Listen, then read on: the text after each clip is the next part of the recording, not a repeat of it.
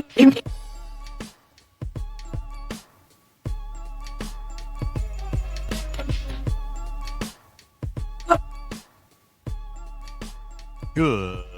evening, ladies and gentlemen, and welcome to episode 55 of Swiss Army Sports. Today is April 17th in the big 2026. I'm your host, Will Spain, former long snapper for the Troy Trojans, Osprey Governors, and partially Houston Cougars. Joined by my side is, I'm just kidding, Luke is he's in Fayetteville, Arkansas today. He's boots on ground for the Georgia-Arkansas baseball series tomorrow. They're just booling tonight. The producer not back in town yet, so I'm joined virtually by the man, the myth, the legend from H-Town down, Houston, Texas, virtually. Former kicker for the Houston Christian Huskies and Troy Trojans, current nephew of Georgia Tech men's basketball coach Scott Cross, Chase Cross. Thanks for joining me tonight. Shorter episode for the boys tonight. Mainly focused on the one thing I think we're all giddy about here on the Swiss Army Sports podcast. The NBA bracket is not set yet as of us recording this. We will have a bracket preview out for you on Monday, but we will tweet our brackets and post them on Instagram tomorrow. If you want a little bit of a sneak peek into what the boys are thinking gambling-wise for the NBA playoffs. But as you will see by the agenda, if you're watching on YouTube and if you're on Spotify, you will hear it. Short agenda today, main focus on NHL playoffs, and we have our NHL playoff breakdown for the brackets. We have college baseball picks of the week to kick it off, though. Nascar heads to Kansas. We got the picks and previews for all three series. Just kidding, there's no trucks this week. They're on break. Champions League semifinals are set. Old Chaser's going to give us a little rundown on the footy for this weekend in the Champions League, and then hot and not. And we will get into what's hot and what's not across the universe. Let's get right into our college baseball picks of the week. We got some absolute banger series this weekend. Starting off in the SEC, Auburn, the Tigers, paying visit to the Florida Gators. I guess I'm the only one riding with Auburn in this one, Chase. Even though they are the 13th ranked team against the 20th ranked team in Florida, I'm going with the Tigers. And I frankly think this Florida team is just, it's not up to par this year. They've had a couple of good series wins that have gotten them back in the rankings. However, I just think this Auburn team is just better overall, both in the pitching staff and in the lineup. I honestly think this is going to be a comfortable 2-game win for Auburn. They will drop one, of course. They're on the road. But I like Auburn here. The rest of y'all like Florida, though. Tell me why. Well, the home team tends to do better, as we've seen throughout most of SEC play, just that environment. And I don't think the difference between Auburn and Florida, yes, I probably would say throughout the season, I do think Auburn's a little bit better than Florida. But if you're playing at home, you usually win series at home. So I'm giving the edge to Florida in this one. Fair enough. I mean, it's hard to pick against home teams, especially in these ranked conference matchups. Especially in the SEC with so much parity. You have so much parity in the SEC. And, I mean, a little less parity in the ACC, but we got a banger of a matchup this weekend between Georgia Tech and North Carolina. That'd be the number 2 team heading to the number 3 team. I think we're on the same page here. Luke picked North Carolina, but the rest of us are on Georgia Tech, including the producer. I think the bats here are going to be too much for North Carolina to overcome. I mean, we've seen this Georgia Tech offense, home or away, just be incredibly red hot. Going with the long ball, they just cannot do any wrong 1 through 9. I just have a hard time. They may drop a game. If they're going to drop a game, it's probably the first one. But I have a hard time thinking Georgia Tech's going to lose 2 games in one weekend. I'm pretty sure you agree. I completely agree. This Georgia Tech team is red hot. We saw what they did to Florida State last week. I don't think that it's going to be any different here with North Carolina. I mean, I know they're going on the road, but this Georgia Tech offense is the best in the country. I think it's clear to say, and if their pitching shows up just a little bit, they should be able to win 2 out of the 3 games in this series. The Rebels of Ole Miss back in the top 25 after, staying in the top 25. Actually got bumped down a spot, I'm pretty sure. Maybe they stayed at 25 and LSU was 24. I can't remember exactly. Nonetheless, the sweep against LSU did absolutely nothing for the Rebels ranking. They're heading to the Tennessee Volunteers over in Knoxville, Tennessee, who just swept my Mississippi State Bulldogs. And by the way, when I picked this matchup, this is like picking, Hitler versus Stalin, or the devil versus Satan. Like this is just, this is my worst case scenario. Man, the producer on the balls. I was surprised you put it on here. Yeah, I think it's too good of a matchup to ignore. Even though if it's forced me to make a pick, I'm going to go with Rocky Top. Kind of just a home edge. And also, State swept Ole Miss. So, if Tennessee can go to Duty Noble, and I know the Dogs are not playing as well as they have been, if they can go down to Duty Noble and get a 3-0 win against the Bulldogs, I'm kind of find it hard to see that they couldn't get it done against Ole Miss here at home. Um, I do think Ole Miss is slightly more talented, just being on the road. I think will play a little bit of a factor. I could see him grabbing one, but I think two definitely goes to Tennessee. And I've got the balls of this one. The producer agrees. Hey, you and Luke agree on Ole Miss though, and you're riding with the Rebs just like you were last weekend. Well, I think that that series against Mississippi State was a little bit fluky. We've seen this Tennessee team be pretty poor all year, and I know they flirted with the edge of that top 25, same as LSU, but I like this Mississippi team a lot better than I do Tennessee, and it's just I do think the talent level is a little bit higher. However, I mean, you do have two teams that are coming in red hot, so it is a great matchup, but I do think that Ole Miss is a little bit better than Tennessee when it comes to talent. And an insane Big Ten matchup this week. Nebraska lost to Oregon. I mean, gets bumped out of the top 25. It tells you the respect they have for Big Ten baseball over there in the polls, other than the California teams. Because I mean, we got number 12 Southern California, 30-8 on the season. Nebraska 28-9. Look, man, you're heading to corn territory. It's tough travel from L.A. over to Lincoln, Nebraska, man. Everyone but you is on the skurs here. I just think we're gonna have enough corn-fed power to get it past the USC Trojans. I do think that all these games will be tight. 2-1 series win for Nebraska for me. But hey, you're on the other side of things. You think USC gets one done here? Yeah, I think it's a 2-1 series win for USC. Obviously, we've seen in the Big Ten this year that California is absolutely dominating this conference right now. The California schools are just absolutely balling out. So, in my opinion, I do think that, it is a tough travel, but they're going to be ready for it. USC is very good, and I think that they pull off a 2-1 series win against a very good Nebraska team. Keeping a little bit of Sunbelt back-to-back matchup here. We're starting off with Texas State and Southern Miss. Texas State's been a very competitive ball club, both in the midweek against power conference teams and in the Sunbelt.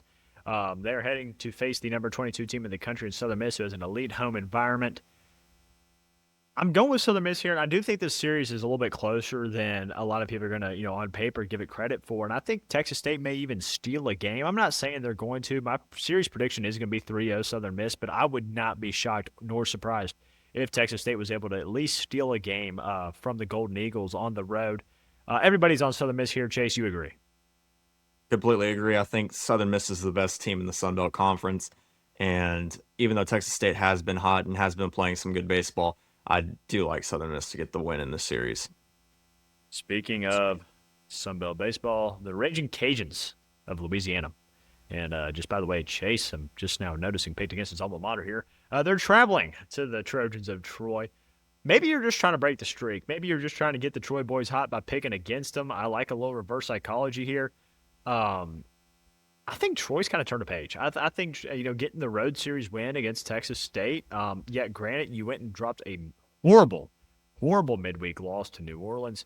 I do think Troy had a big emphasis on midweek, especially pitching last year, and we kind of saw how that bit us in the committee's eyes, in where we weren't winning enough Sunbelt series, 2-1, 3-0 against teams we should be, to get the RPI to get a bid into the NCAA tournament. As we got completely hoed last year.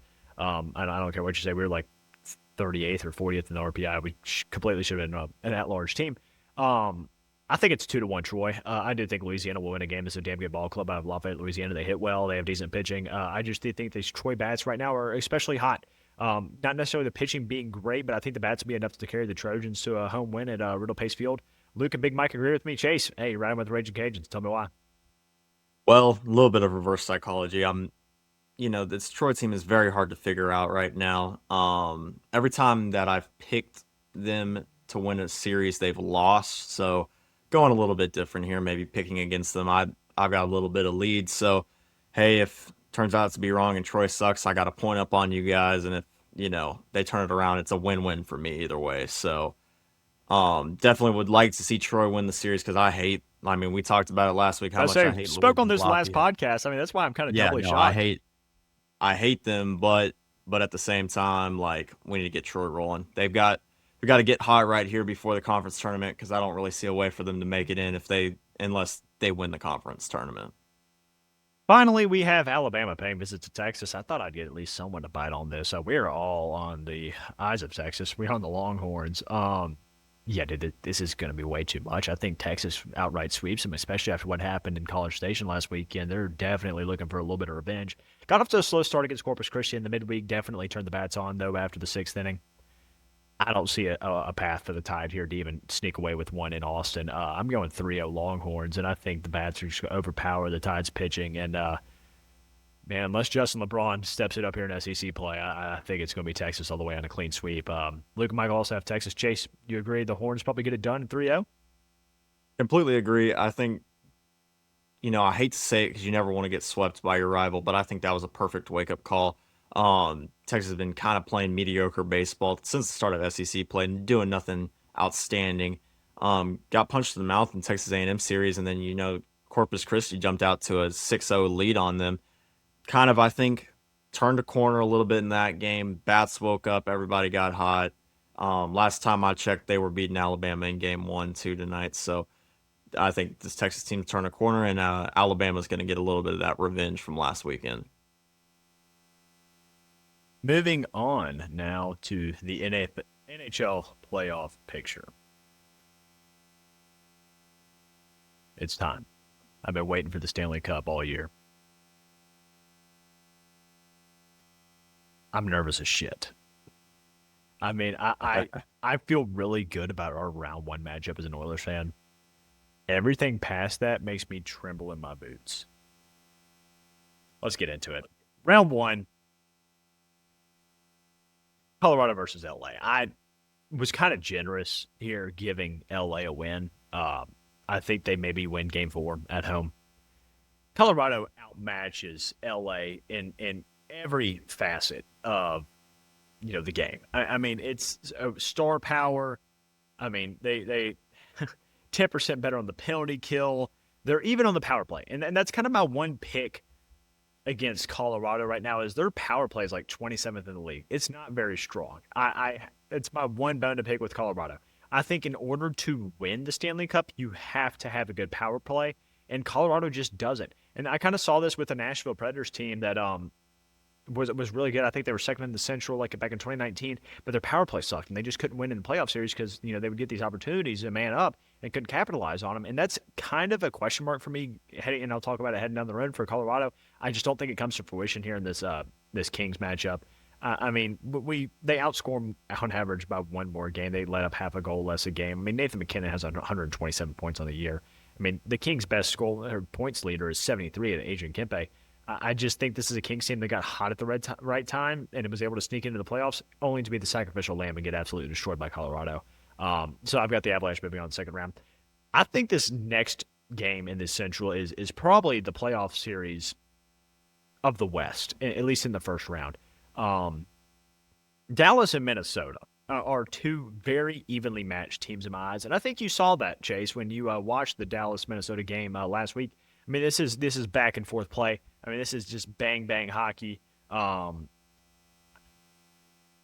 only reason I'm not even trying to hate here, I picked Minnesota, and here's why my reasoning. One, Minnesota just haven't been able to get over the hump lately. They've had a really hard time. Good regular seasons had a hard time making it to the second round. I find it hard for that trend to continue. And Dallas, man, just Rope Hintz, don't know if he's coming back for the first round now. I mean, Heiskanen's not healthy. I mean, the health of the Dallas Stars, I think, is really going to hinder their ability to, one, make a run, but even get out of this first-round matchup with as well as, like, as you said, Eriksson X playing, Quinn Hughes is playing. I mean, Gustafsson has been playing better in goal right now than Ottinger has. I think this is a 2-2 series after 4 games.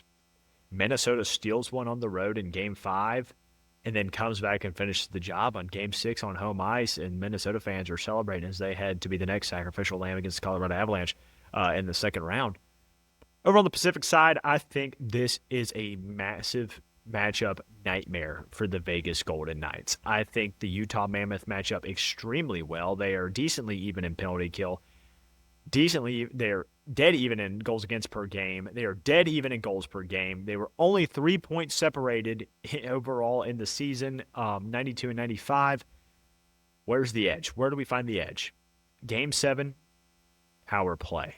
the Vegas Golden Knights are about 4.5% better on the power play than the Utah Mammoth. I know that sounds like a small little bit. That is massive over the course of a season in power play goals on the power play chances. I think we got Vegas winning at home. Again, home ice advantage is huge in this series. At home in Game 7 against the Utah Mammoth 4-3. I think this is the most glorious matchup we could have had as Edmonton Oilers fans could have ever wished for in the first round. Was this Anaheim Ducks team that is kind of a mini Oilers team per se.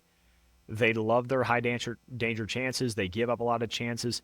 However, again, I watched 82 out of 82 Edmonton games.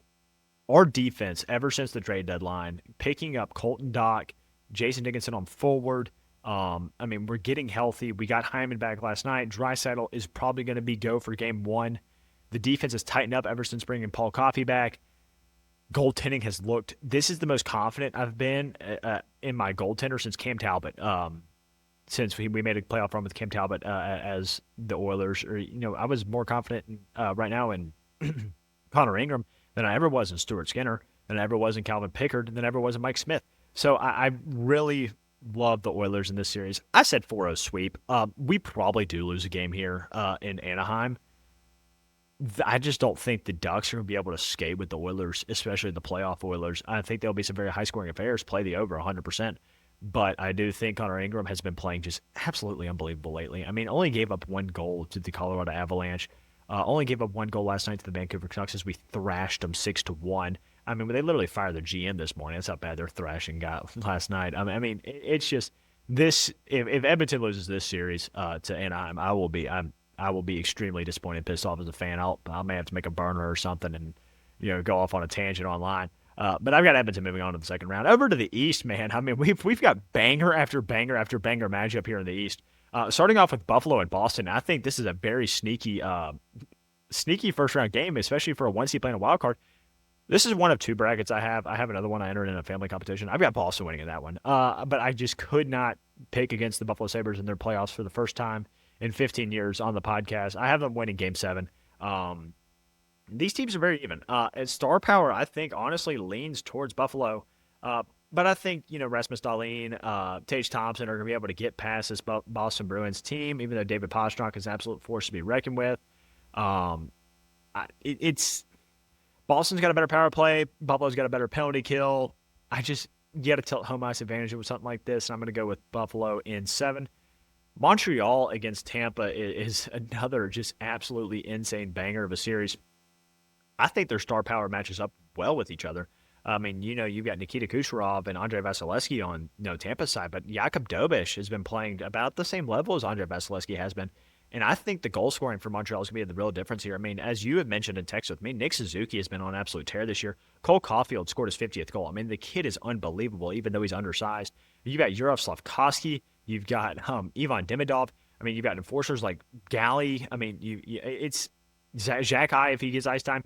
I just think this Montreal team is due for a playoff series win, and they are going to avenge their 2021 Cup loss or 2020 Cup loss to the Tampa Bay Lightning by getting a first-round win, 4-2 in 6 games, winning it in the Bell Center. Montreal is going to be going nuts when they take down the Lightning. I said 4-1 Carolina. I think this series, actually looking at it more now after I've submitted these picks, is going to be a little bit closer than I'm going to be comfortable with for Carolina.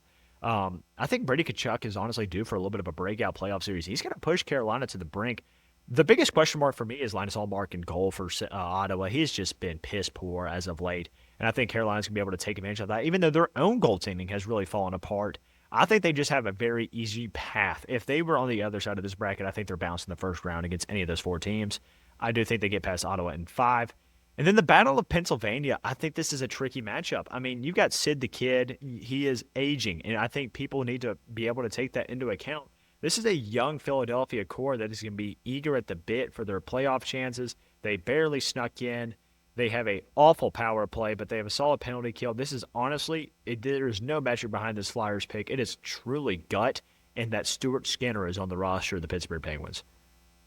That's enough said for me as an Oilers fan. I'm going to go with the Flyers in 6. I've got the Avalanche taking down the Minnesota Wild in 6. I think the Avalanche are just too much star power for the Wild. I've got the Oilers beating the Vegas Golden Knights in 6. I think the Oilers, and that may even be 5. I think the Oilers match up well against Vegas. I think this little bump they've gotten from Tortorella is going to finally fizzle out in the second round after a really hard fought series with Utah, especially if the Edmonton ends up sweeping Anaheim. The amount of rest the Oilers are going to get in between series between them and Vegas should be substantial and get them through to the Western Conference Finals.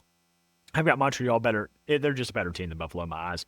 And I've got them moving on to the conference final. And I've got the Hurricanes edging out the Flyers in 6 to move on to the conference final. And this is where things really get hairy.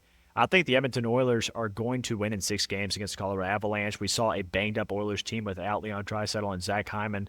Granted, Marty, a couple of players for the Avalanche weren't playing, but McKinnon and Natchez were both playing. I mean, Burns was playing.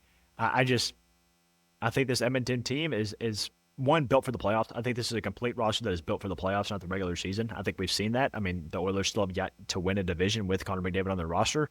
I don't think any alarms need to be sound there. I think Connor Ingram again is playing great, and I think the Oilers are going to be going to the Stanley Cup final, where they will face the Montreal Canadiens. So that means a Canadian team will win the Stanley Cup this year in my eyes, whether it's from the East or the West.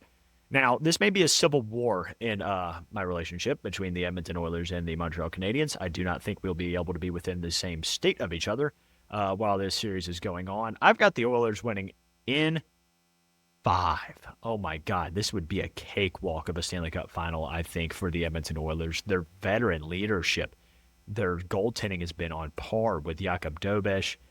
Connor McDavid is going to skate circles around Cole Caulfield, Nick Suzuki. Evan Bouchard, I think, scores 4 goals in this Stanley Cup final. Yeah, he's a Norris Trophy candidate, a deserved Norris Trophy winner. I think he's the best defenseman in the NHL offensively. Defensively, not so much, but offensively, he's the best defenseman in the NHL. I think a lot of people agree, and a lot of metrics agree. I've got the Edmonton Oilers. Surprise, surprise, listeners. I've got the Edmonton Oilers winning the Stanley Cup in 5 games against the Montreal Canadiens. Chase, you got to hear me ramble. I am excited to hear your breakdown of why Dallas is going to win this Stanley Cup. Well, we're gonna obviously go matchup by matchup, and I'll break down the logic for everything for you. First off, I do want to say that Quinn Hughes is the best defenseman in the entire NHL, but we're going to get right into it. So obviously we have a pretty easy matchup, I'd say, for Colorado round 1. I don't think they sweep, but I think they pretty much dominate the Kings in 5 games, beating them 4-1. I mean, if you just look at the metrics, the Avalanche score a goal more a game, let in half a goal less. Their power plays are similar. Better penalty kill for the Avalanche. There's not one metric on the planet that has the Kings even, doing anything special against this really loaded Avalanche team. And then for the matchup, I think they're going to win this fucking series. It's going to be nuts. Yeah, no one sees it coming. It's going to be nuts. If they were to lose, it would be something similar to like I said, Miracle on Ice, where 100%.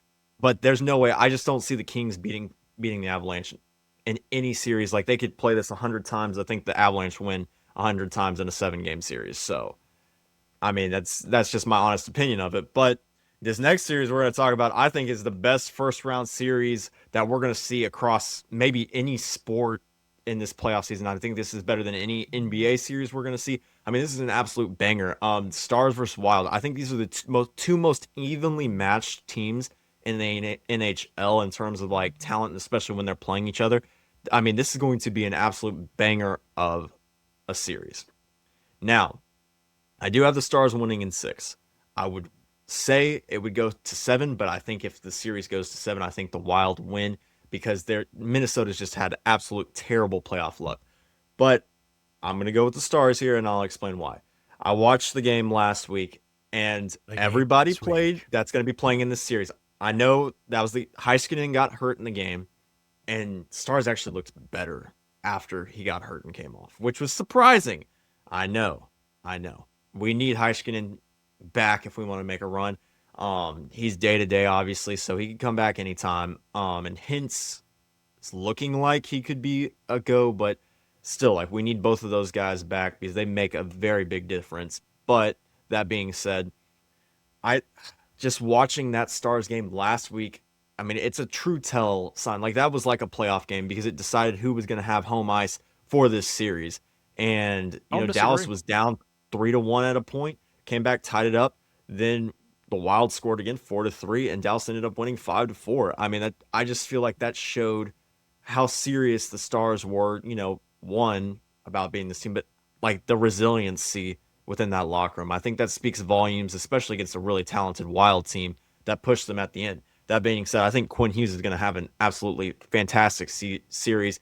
Eriksson Ek has looked great. I mean, this Wild team is very good, but I do think that, I mean, it's really going to come down to the Dallas Stars' best players. Wyatt Johnson's been great on the power play this year, as you know. I think he's leading the league in power play goals.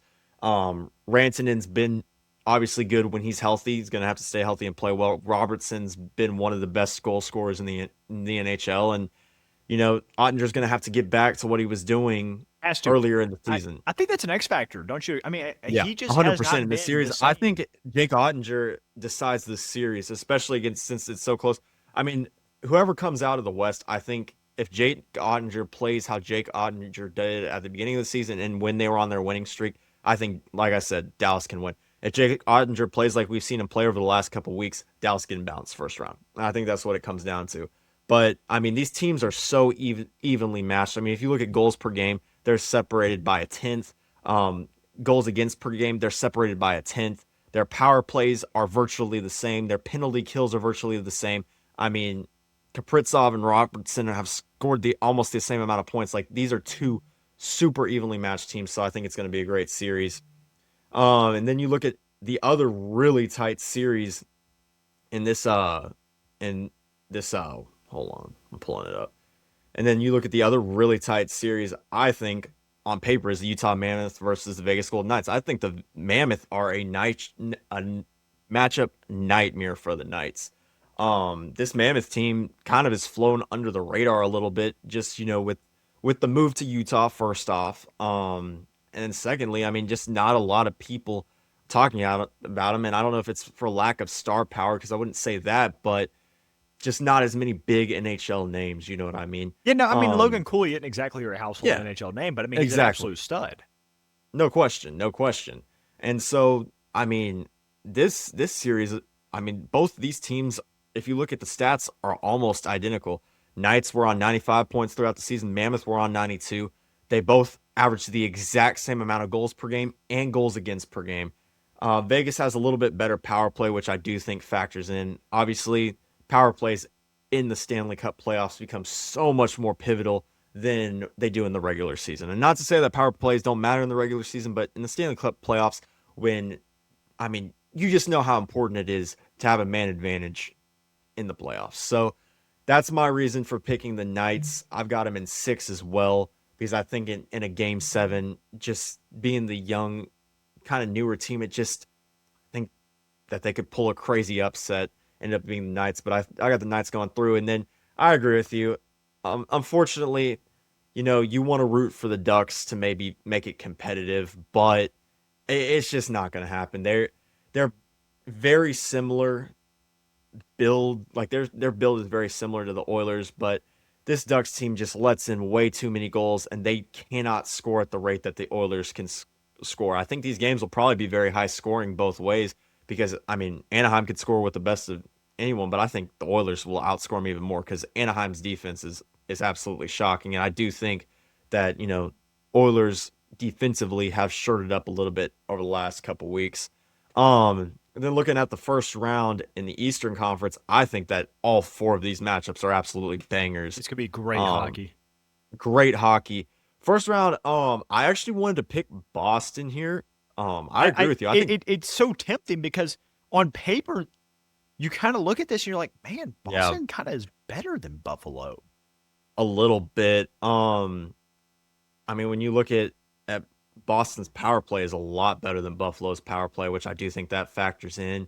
And Boston's honestly been playing really good hockey, but we can't discount what the Sabres have done all year. So I know it's their first time in 15 years, and it really makes me nervous making this pick, because my gut is telling me to pick Boston.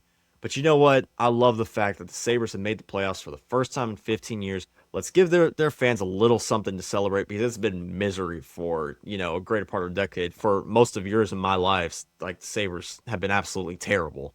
So I think they deserve a little something, and they'll get a win against Boston. Then Lightning Canadiens is going to be an absolute banger of a series. I Be a mean, I don't stressor, know man. which way to It's a go. stressor. You It's a stressor. you you know I'm very high on Cole Caulfield and Suzuki and this Canadians roster. but I do think age is a little factor. I think this Lightning team, granted, down the stretch, they haven't played the best, but they do have the best player in the series with Kucherov. I mean, Nikita Kucherov arguably has been a top three player in the NHL this season, obviously behind, your typicals. But I mean, this series is just going to be absolutely so tight. Both finished on the same amount of points in the regular season. Goals per game are identical. Goals against per game, Tampa Bay does let in fewer goals, but they are worse on the power play. So, I mean, it's really hard to pick this one. I mean, you're kind of picking straws a little bit. I'm going to go here in a 4-3 series. I'm going to go with the Lightning just off the experience and the age, but that's all I'm basing it off of. And it could go either way. And I think whoever wins this series is probably going to the Stanley Cup final. I have a I question mean, for that's you. how, Oh, okay. yeah. Actually, you just answered it. I think whoever wins Yeah, this series is going to the Stanley Cup final now. I agree. I think that both of these teams are, I mean, they can beat everybody else in their path. I mean, it sucks that this is a first round series, but this is essentially the series that will probably decide it for me. So I'm 100%. really excited for that. I mean, I hope it goes 7 games. Like it's going to be some great hockey. Um, I got the Hurricanes handling the Senators. The Senators just, they got into the playoffs, and I like Kachuk, but outside of that, I just think Carolina's a lot better. And I watched the Senators play the Devils last weekend, and I know that they were resting some of their players, but I watched the Devils team that was also playing a couple rookies and stuff like that absolutely outclassed them. So it made me a little bullish to really trust the Senators team going into the playoffs. So I know it's hard, like when you've got a team that's already made it, it's hard to really, evaluate their play over the last week. But 100%. I did, I did watch it, and I'm just not in love with the Senators team, especially the goalkeeping is cause for concern. But so I got the Hurricanes moving on, and then another great series. I, I mean, we've seen this is one of the most perennial rivalries in hockey, Flyers and Penguins. I mean, this is stuff that even when I wasn't a hockey fan, I grew up knowing about the rivalry between the Flyers and the Penguins. In terms of American hockey, I think this is the biggest rivalry. I mean, obviously it's a little bit different up north, but in terms of American hockey, it doesn't get much bigger than Flyers and Penguins because I mean, it's Pennsylvania, it's the Battle of Pennsylvania. Yeah, 100%. So my gut wants to go with Philadelphia here. However, I think the old man's got one more in him. Pittsburgh's played good hockey They since have. They since have. the Olympic break. They've played good hockey since the Olympic break. I'd just love to see Sidney Crosby get one more signature playoff moment, just to kind of cap off an illustrious career. So I've got the Penguins moving on in 7, but I think that all of these Eastern Conference series will go deep, except for that Hurricanes Senators series.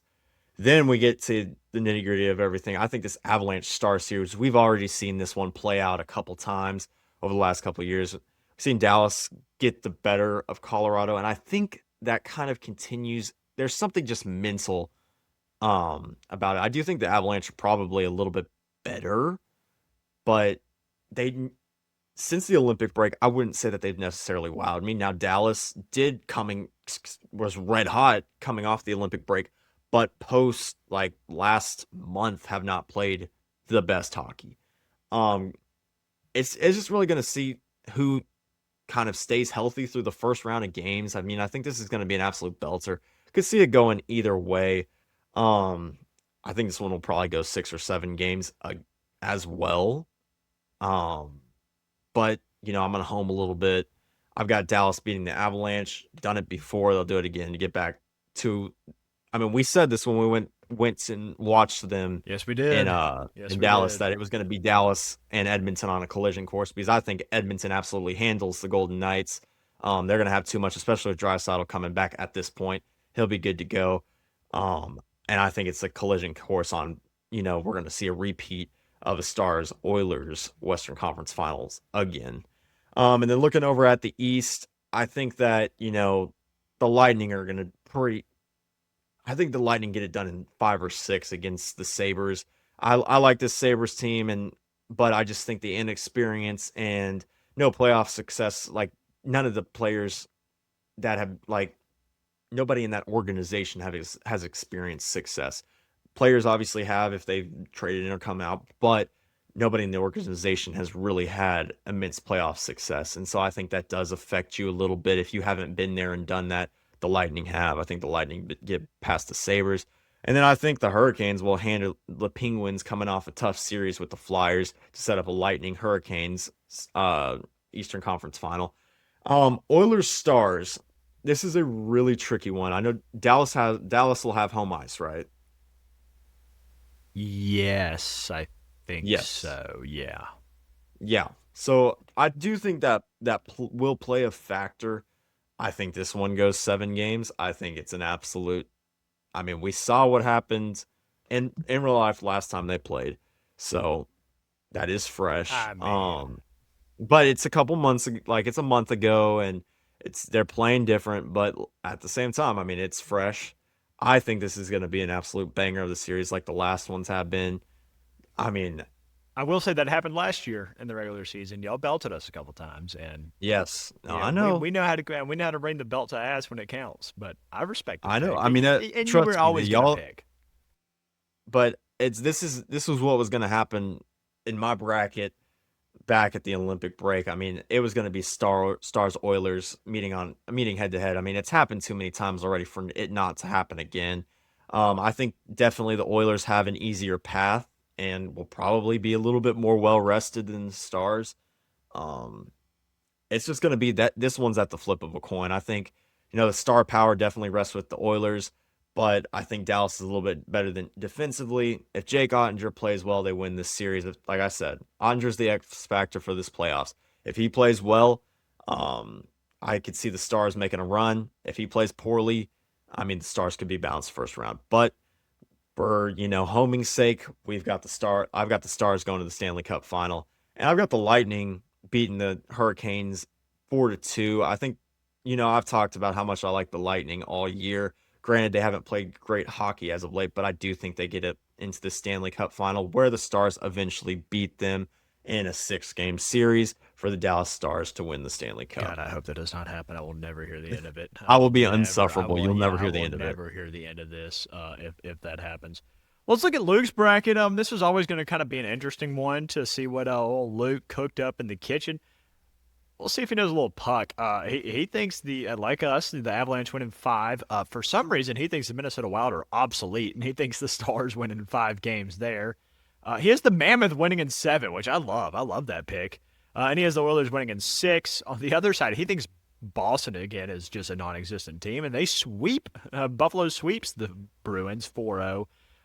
He's got the Canadiens in 7 over the Lightning, the Hurricanes in 5 over the Senators, and the Penguins in 6 over the Flyers. He then has, like you, the Stars and Oilers meeting up in the conference final, and the Sabres making a run and facing the Carolina Hurricanes in the conference final. He's got a Stars Hurricanes Stanley Cup final, which I would hate to see. I think that is a gross Stanley Cup final.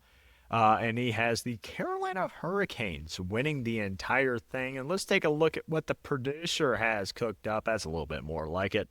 He has the Avalanche sweeping the Kings. He texted me, the Kings stand no chance. I agree. He has them sweeping them. He has the Stars winning in 6 against Minnesota. He has Vegas comfortably winning against Utah in 5 games. And he has the Oilers winning in 5 against Anaheim. On the eastern side, he has Buffalo winning in 5. He has Montreal winning in 6. Carolina winning in 5. And Pittsburgh winning in 6. Michael said no game 7s in the first round at least, which is very unlikely to happen. But and I hope it doesn't. Game 7s are the best thing in the world, especially in Late. playoff hockey. And so, but I do like the picks, though. He has Colorado beating Dallas. He has Edmonton beating Vegas, Montreal beating Buffalo, and Carolina beating Pittsburgh. And we are in the finals now where he has Edmonton beating Colorado, Carolina beating Montreal, and then the crowns the Edmonton Oilers, the Stanley Cup champions. So proud of my fellow Oiler fan brother, the producer, sticking to his roots there. Now pivoting on to NASCAR. We've got a very fun track this weekend. Kansas has been extremely exciting as of late. So Chase, you're riding with Old Faithful here. Well, Allgaier has been my guy all year. Obviously, did not perform well last weekend, but for the most part, he's had a bunch of top 5 finishes. He'll run well at this it's faster track, so I think he's going to have a good performance this weekend.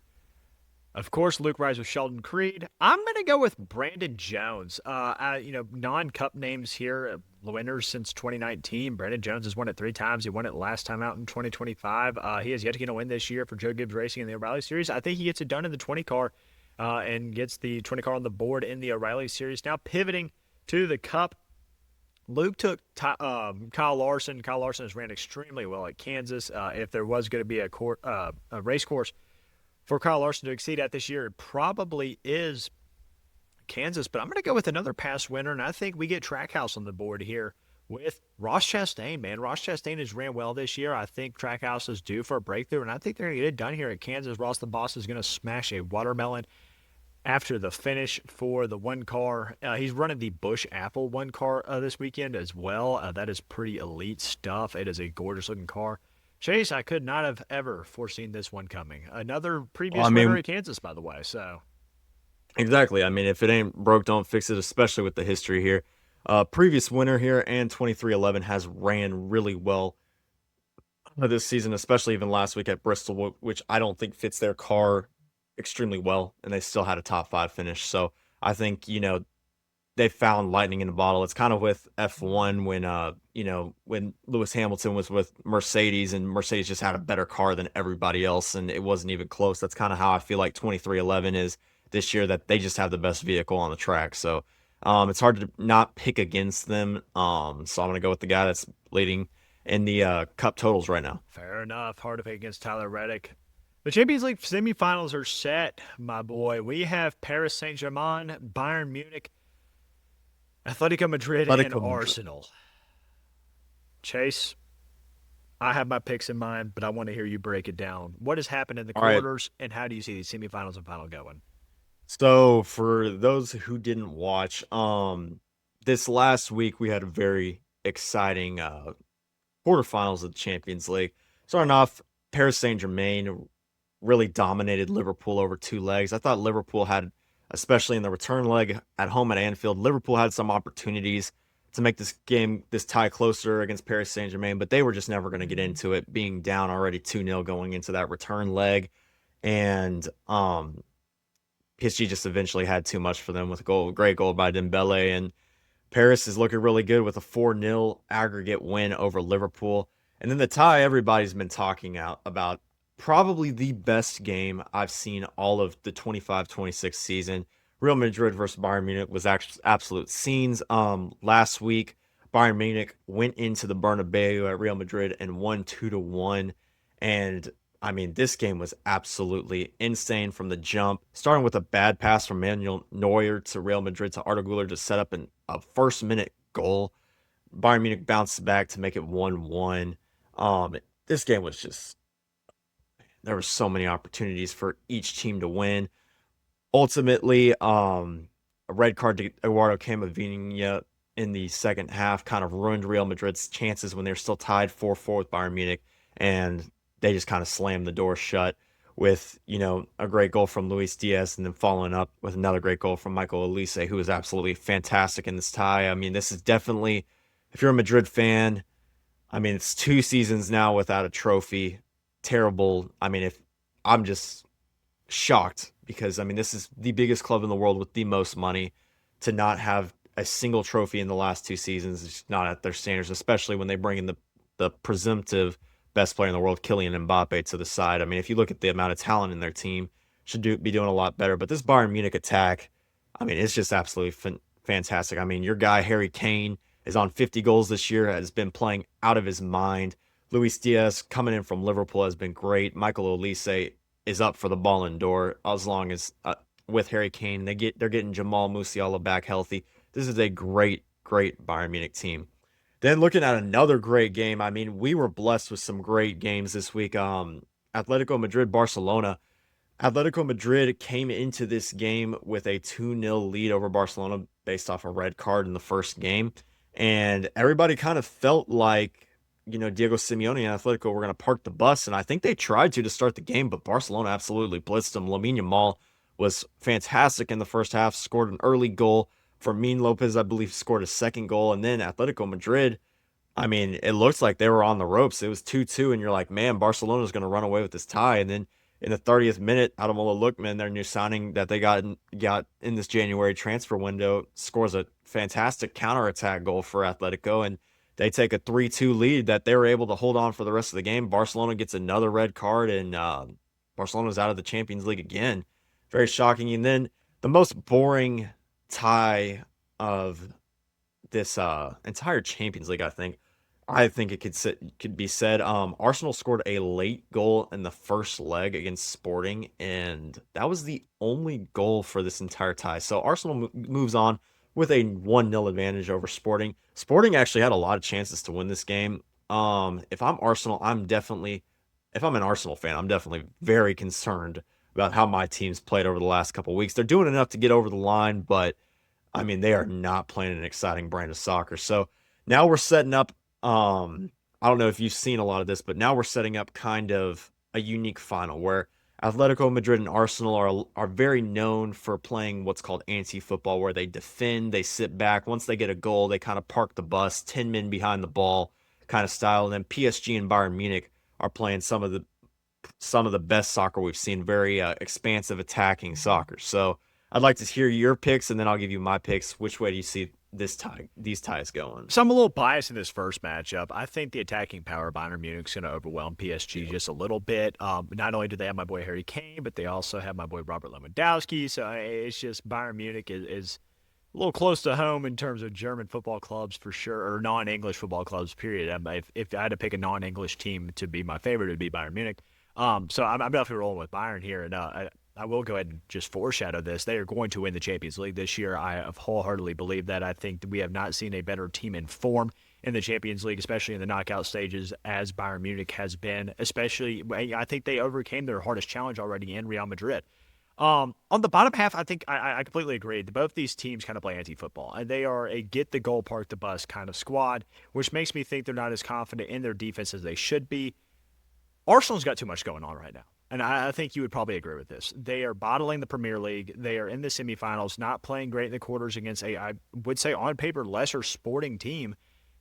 100%. I think Atletico Madrid is absolutely going to, it's going to be two very boring football games, but I think it'll be like a 2-1 aggregate where Atletico gets through to the final.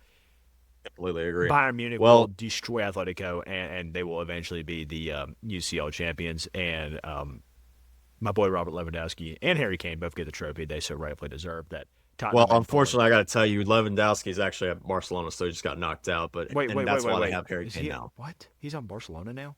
Yep, God he moved to bless. Barcelona about 2.5, 3 years ago. Jesus Christ. Bayern Munich. That's how out of it I am, guys. No, you're good. You're good. I No, thought they you're were you're running both completely of them. right. Your analysis for not knowing like is completely spot on. So Holy shit. Well, we're anyway, Harry Kane wins, scores 2 goals in the final, and Bayern Munich wins. Sorry, soccer heads, for saying Robert Lewandowski is on Bayern Munich. I just thought he was kind of hurt and not playing for 2 to 3 years. he has been, So, but yes, yeah. God, fuck, he's on Barcelona. That's gross. Oh, yeah. God. It's kind of nasty. He was actually pretty good in his first season there. He's just getting up there in age. Yeah, he's so old, Struggling man. to stay on I the feel pitch. so. Hey, hopefully So Iran withdraws from the World Cup, by the way. I'm just putting that out there. yes, Hopefully. yes. So, anyways, He I'll should have kick collected off me this earlier, first asshole. tie. I could see it going either way, but I agree with you. I mean, Bayern Munich has the best front three in the world right now with Lucho Diaz and Michael Olise, and obviously the big man Harry Kane up top. Um, they impressed me a lot with their resilience and their calmness against Real Madrid. Real Madrid kind of threw everything at them. This was Real Madrid's season essentially, and they were able to get over the line against a really like your Real Madrid has won this competition 15 times. I mean, they're the kings of Europe. Now I know it's a different team with different players, but I mean the amount of pedigree and class in that team is just insane. And especially with all they had to go against them in that leg, I think it was actually showed me a lot about Bayern Munich. That's no slight against PSG. I mean, they have one of the best midfields, I mean, I think in the world right now with Vitinha spearheading that. And then, you have Kvaratskhelia and Dembele up top. I mean, with Desiree Doué, I mean, they have equally as powerful a front three. However, I do think Bayern Munich do get this one done. And advance to the final. I think it's going to be a high-scoring leg. I could see another 5-4, maybe 4-3 finish, kind of similar to the last tie with Real Madrid. And then Atletico Arsenal, I think, is the exact opposite. Um, Arsenal has been known to bottle, and that's been their history. That's been what they've been since I've watched Arsenal. They haven't won anything massive in my lifetime. Yes, they won an FA Cup in 2020, but outside of that, they haven't won the Premier League since I was born. They have never won a Champions League. And this team was playing really good soccer at the beginning of the year. And now down the stretch, I mean, I don't even know what to make of this team anymore. We're going to see probably tomorrow how they show up against Man City is going to be a really good tell on Yeah, how they're going to go into I the think side. that is honestly going to be your telltale sign of how they're going to play against Atletico. Oh, Because if they 100%. lose this game to Man City, I think the morale of this team is going to be shot. Oh, 100%. Like, their coach he's kind of known for doing like kind of experimental methods, and he gets clowned on TikTok all the time and Instagram. But he told everybody in his press conference this week that he's on fire, and apparently he lit a campfire at their training pitch to inspire the team. So I don't know. I'm just not getting great vibes on What? this Arsenal team. Bukayo Saka's potentially injured through the end of the season, which is a really bad omen when he's considered their best player. I don't personally agree with that, but he's considered widely by a lot of Arsenal fans as their best player, as their star boy. So I actually have Atletico Madrid going through. I think Diego Simeone's side is they're just kind of destined to make it through. I mean, the way they played against Barcelona, I mean, they play with so much passion, they defend so hard. I think it would be a phenomenal story for him and his son to make it into a Champions League final where I do think Bayern ultimately wins. Harry Kane gets that massive coveted trophy, finally wins the Champions League, sending him into the World Cup where England's going to have a good Oh, performance and Harry and Kane's going it's to get his coming Ballon home d'Or. too. It's coming home in the Hey, World Cup. I'm just very going to well. let you I mean, know Harry Kane right now is on 50 goals with a lot of assists too. So it's coming if home. he, I mean, but think about it. If Harry Kane is able to win the Champions League, they already have locked up the Bundesliga. I mean, and he brings home a World Cup. I mean, that is three major trophies. I'd find it hard pressed to find anybody who's got a better resume with the amount of goals and assists and chances he's created. I mean, Harry Kane, I mean, he's in his 30s now, but he's playing the best soccer of his entire career this season, and he looks great. So I want it for Harry. He's been super Well, he's just gotten better criticized, ever since he got away from that cancer that is Tottenham Hotspur. I know. Yep. And The they year they go down, he's going to win the Champions League. I swear. that would It's be absolutely that's how poetic soccer is, but that's our Champions League preview. into this episode as we do every weekday episode with hot and not. My hot is Josh Hokett, and I am a little bit late on this technically because the fights were last weekend, but this dude is on a generational social media run right now. I mean, his old clips are coming through where he's defending Christians in Nigeria and said that needs to be brought to attention. That's awesome. He also is literally saving the heavyweight division with Alex Pereira on their shoulders separately. I mean, it's Josh Hokett has been on an incredible from zero to hero run. Literally watched him on Dana White Contender Series last fall. All of a sudden, he is now a top 5 heavyweight in the UFC. He has an awesome persona going. He is WWE meets UFC, and hell, he can throw fists. Josh Hokett is my hot. My not is Shelby Farms. Let me enlighten y'all on something that happened in Memphis this past week. Um, there was a senior skip day water gun fight in Memphis at Shelby Farms. Water gun fight. Now, if I'm in Memphis, water gun fight. Where do you think I'm going with this, Chase? I don't even want to say it, It man. did happen. A 16-year-old shot a 17-year-old with a real weapon and killed him in the senior skip. By the way, both not seniors. On the senior skip day water gun fight, got shut down. Obviously, kid's dead. They got detained today. Got arrested. Um, my not is just the tomfoolery of some of the citizens of the city of Memphis. It's got to fucking stop at some point. It has to stop at some point. I mean, when are people going to get tired of killing each other? I don't know. I mean, this is supposed to be a fun end of the school year event, and you really had to take a gun out and kill in some teenager's life over probably the Yeah. most dumb bullshit you possibly could ever think. Anyway, I'm fatigued of it. Chase, what's your hot and not? Well, I'll add on that. I mean, we see that every day now, and I think that some people just don't have a concern for life and the importance of living, and They do not. we gotta They change that don't. in our They just world. don't have it.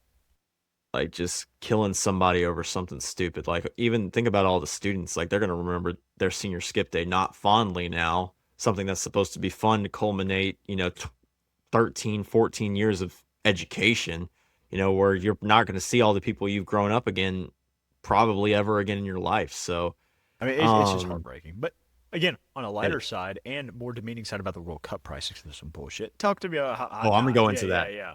So my hot this week, Michael Elise is starting to become a household name. I've followed him since he was at Crystal Palace and at Reading. He's a baller. This dude is an outstanding footballer, but just seeing him on the world stage now with Bayern Munich, I mean, he is one of the him and Lamine Yamal are bringing back the joy of football. I think that, we kind of over the last couple of years got away from it a little bit. So this can be my love letter to Lamine Yamal and Michael Elise, but we got into more production and output over the beautiful game because you have guys like Messi and Ronaldo that were playing beautiful footy, but at the same time, we're also putting up, like in Messi's case, 91 goals in a season, or Ronaldo's case, scoring 60 goals in 4 straight campaigns. So I mean, you can't that's just not normal. And to have two guys like that at the same time, like you almost want to live up to that. So I feel like football kind of got a little bit robotic over the last couple of years, with Messi and Ronaldo leaving the European stage. But like guys like Michael Elise and Lamine Yamal, just the way they play, they're bringing that joy back. Just the dribbling, the passing, the shooting. I mean, just everything they do from that right wing position for both of them. I mean, I don't know who's better in my mind, in the world. I mean, you could say that you like things about each one of their games. I mean, they're both young, fun to watch. I mean, I've just been absolutely been blown away by these two youngsters, and I hope they both stay injury free and healthy for a long time because I mean, they're just bringing the joy back to soccer. But my not. The big knot. I mean, it is just. I mean, this is my. It, Gosh. it grosses me out, repulses me. So I'm gonna give you all a little background. World Cup prices are never inexpensive, but they make it where your traveling fan from Colombia or Brazil can afford to go to the games because they take that, there's so much passionate fan bases across the world. It's repulsive what we're doing in the US right now. And I say this as somebody that was so excited when we got the World Cup bid. I was like, "Oh, we're going to all these games."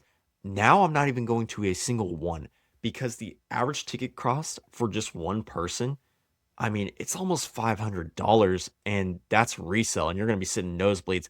And that's for like to go see Curacao versus, Cape Cabo Verde or something like, trash teams like Curacao versus Germany and Houston is $1,000 for nosebleed seats. That's ridiculous. And then on top of that, New York just released a plan. You cannot park at MetLife Stadium everywhere.